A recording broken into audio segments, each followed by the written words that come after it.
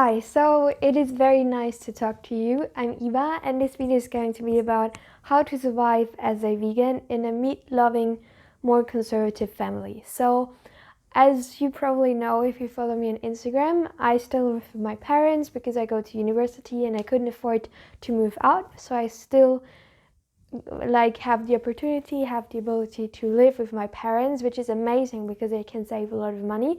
But I'm still vegan and they're you know meat loving. So whenever we have dinner or something, they always eat something that contains meat. And I think that over the years I've learned a lot. So I'm vegan for over 4.5 years, I think, almost 5 years now. So for a very long time, and yeah, I think that I've learned some things. So the first one is that I cannot change another person. I can simply not change them. If they change, they have to change for themselves, because I did everything. Like, I did a lot. Maybe not everything, but I did a lot. So, for example, I watched Earthlings and, wanted to show them scenes. I cooked vegan meals for them. I cooked raw vegan meals for them and prepared raw vegan stuff for them. I tried to inform them. I tried to discuss, and I tried to do so many things. And in the end, I really just gave up, because it's hard to change a person if they do not want to change. And you have to keep in mind that my dad had a lot of problems, health problems, like for example cancer and heart attack, and like he can't really sleep because he's so heavy that it's very hard for him to breathe. So he sleeps every day just around like 3-4 hours or something. And I mean, that's so bad for his psyche. Like, it's really a mess actually. And he still consumes fast food and animal products. So even though he was in a death situation kind of, he still doesn't change his habits. So this just shows me that it's very hard to change. For me, it's very hard. So I rather like to post YouTube videos and post Instagram posts about veganism, because then people who are really interested in those topics, they can listen and they want to listen and they will change. But it's very hard to change another person, if not impossible.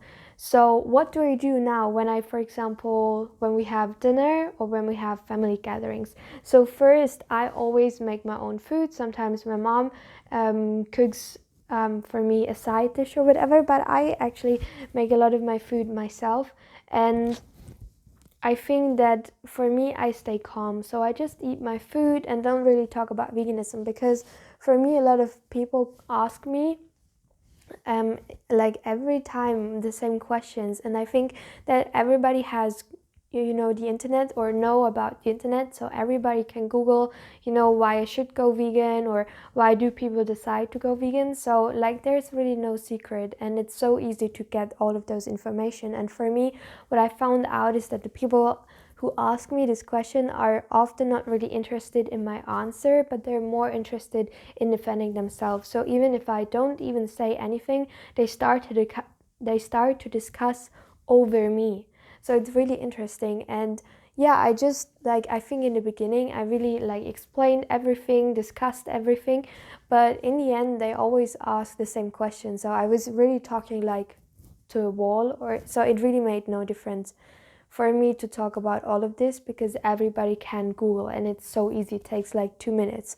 So yeah, I think for me that's just the best choice that I could do to really just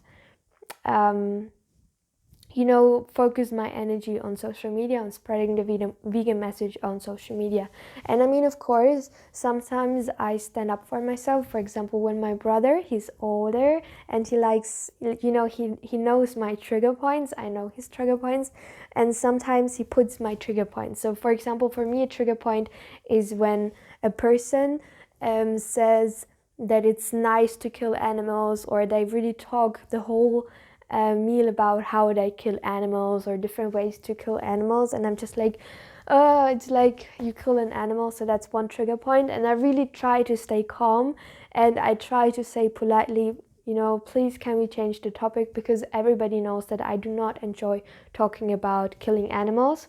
So yeah, and then most of the time the topic is changed, and my parents really support this, because even though they might not support my choice, they understand that it's just a topic that I do not like to talk about.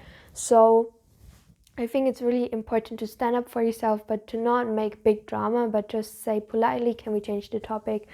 And yeah, and that's like, that really worked so well for me.